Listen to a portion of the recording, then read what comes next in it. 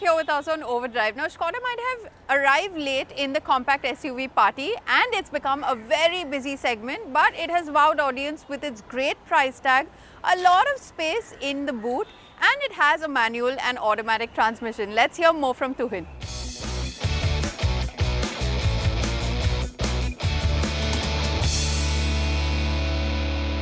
I'm sure by now you know everything that there is to know about the Skoda Kylaq, but this is Skoda's most important model for India yet.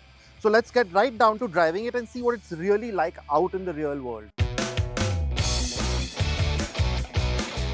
Now, if you're looking for that SUV-like experience even in this compact package, then the Kylaq immediately has you covered. All the controls are very easy to reach. Like I mentioned, the buttons are very tactile. So getting used to this car is very simple. The Skoda Kylaq can be had with the now familiar 1-litre turbo petrol with its 116 PS and 175 Nm. This puts it right in the ballpark of the other turbo petrols in this segment, although there is no naturally aspirated option. The gearbox options are straightforward too. You have a 6-speed manual or the Aisin-sourced 6-speed torque converter, but the differences show on the move. Skoda has over time made a lot of improvements to it since when the Kylaq came out, and by now it really does show. Yes, on the outside it's still a bit clattery, it doesn't sound great, and you do notice the seat back sometimes shaking, but when you start moving off the line, all of those vibrations, those things that sort of took away from the otherwise premium driving experience, all of that has been definitely brought under control. It's much tighter now, it's much more refined now.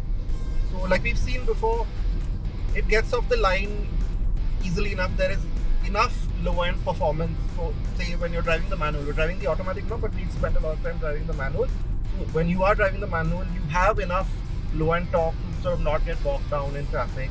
And in the automatic, yeah, you have that sense of linear performance. The manual harnesses this performance, and the one enthusiasts should look towards.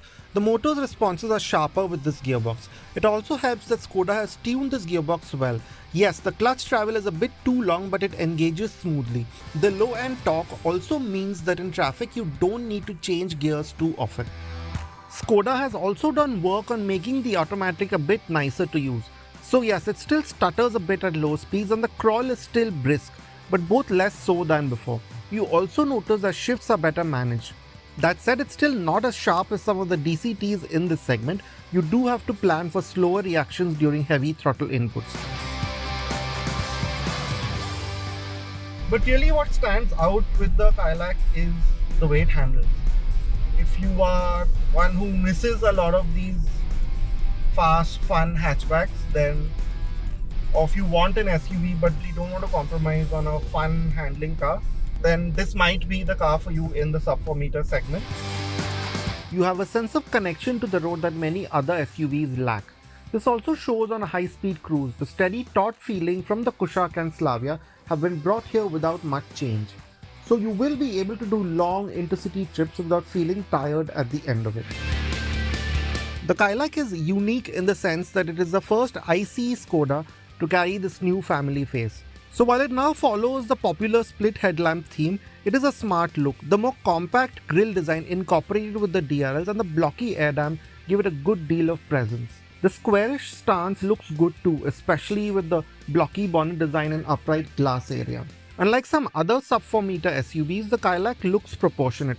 The bodywork is simple, but the slight kink and bulge below the rear window adds to the aggression. This cohesive sense is also seen at the rear. The compact LED light cluster is crisp, but the grey band and contoured bootlet make for a compact sporty look.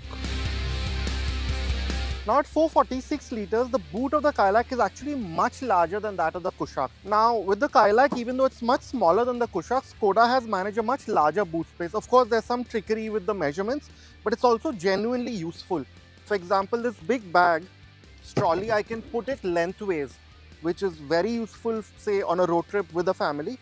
And a weekend's worth of luggage will be very easily swallowed. And you can also fold down the second row. It's got a 60-40 split to give you over 1200 litres.